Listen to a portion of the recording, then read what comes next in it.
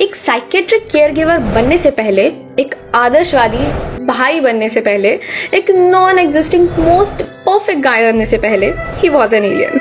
Hello guys, आज वक्त आ गया है Korean drama it's okay not to be okay को रिविजिट करने का।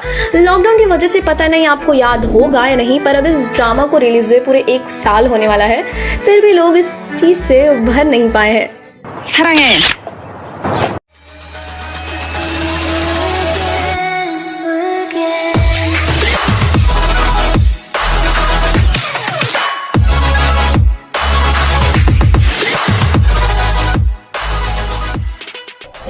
स्टार्ट करते हैं happy and lovely opening of the show, जहां सब कुछ एनिमेटेड चल रहा है।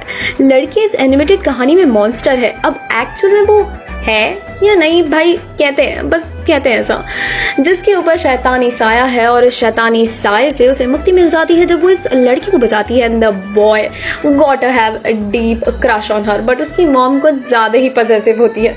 मॉम के कुछ स्पेसिफिक रूल्स होते हैं। बाहर घूमना not allowed, dating not allowed.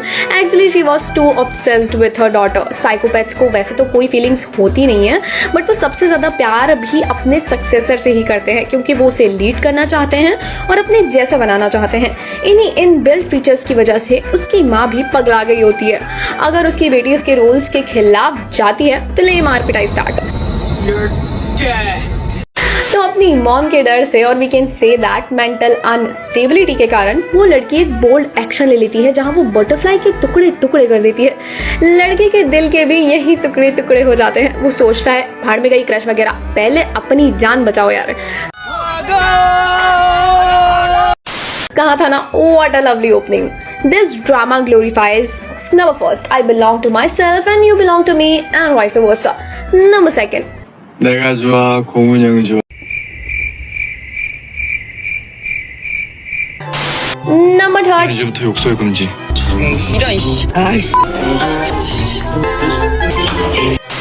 and number fourth and the most important, उस हिरन का हर चीज में टांग अड़ाना।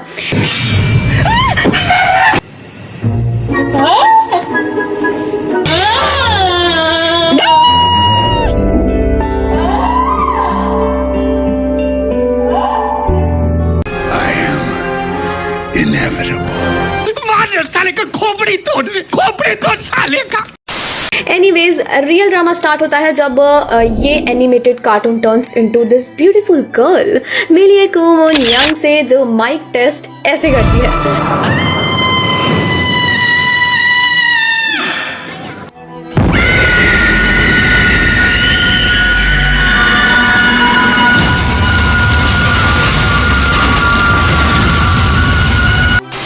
She is not so संस्कारी बट जिद्दी एंड अत्याचारी। ये बंदे इस पूरे ड्रामा की फैशन नस्ता है। ड्रामा का बजट तो आधा इसके कपड़ों ने ही ले लिया होगा। She is a children book author, जो स्पेशली बच्चों के लिए डरावनी कहानियां लिखती है।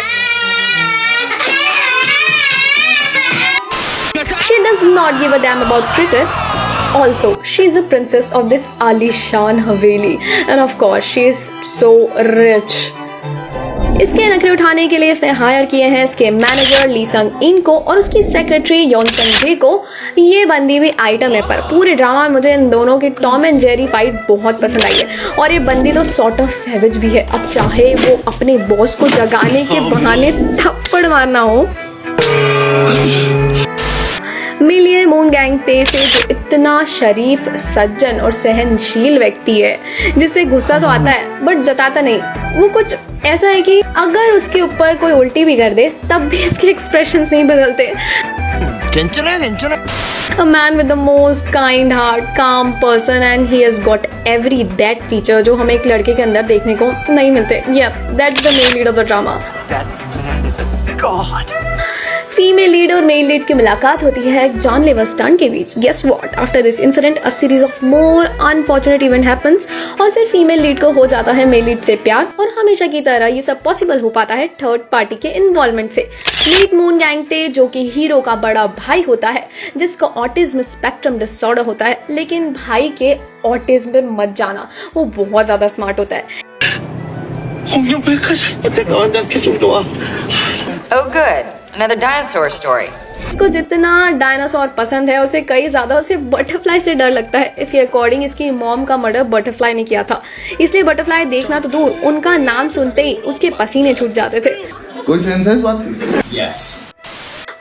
Well for your kind information मैं बता देना चाहती हूँ कि इस ड्रामा में सेकंड फीमेल लीड भी है, और जिसकी इस ड्रामा में इतनी इंपॉर्टेंस है कि ना ही उस पोस्टर में उसे कोई जगह मिली और ना ही ट्रेलर में।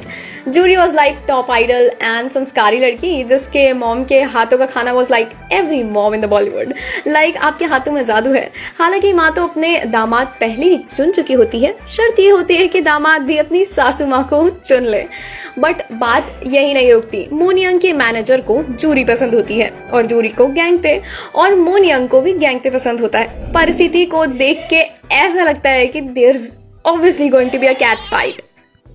वैसे तो गैंगते और सैंगते भाई भाई होते हैं, बट ट्रस्ट मी इस ड्रामा में सिबलिंग्स फाइट्स आपको मून यंग और सैंगते में से ज्यादा देखने को मिलेगी।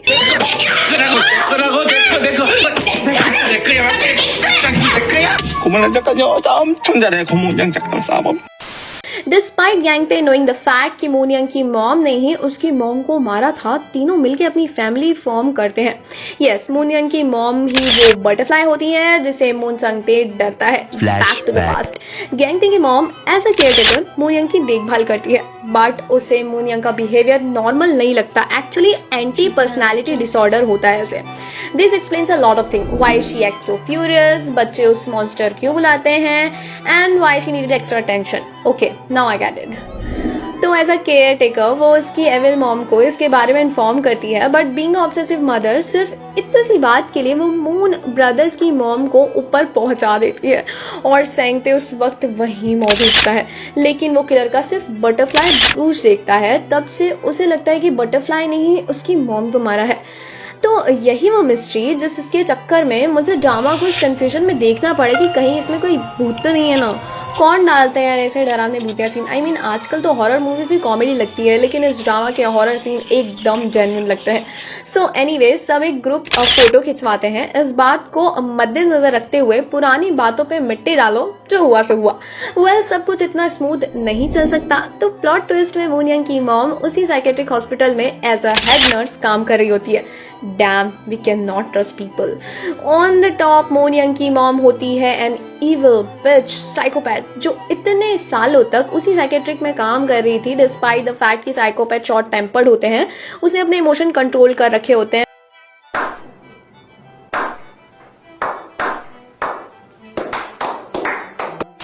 हर एविल मदर किडनैप सांगते, और इससे पहले वो ड्रामा को डोमिनेट करे, of course villain has to give up, चाहे उसकी हंसी कैसी भी हो।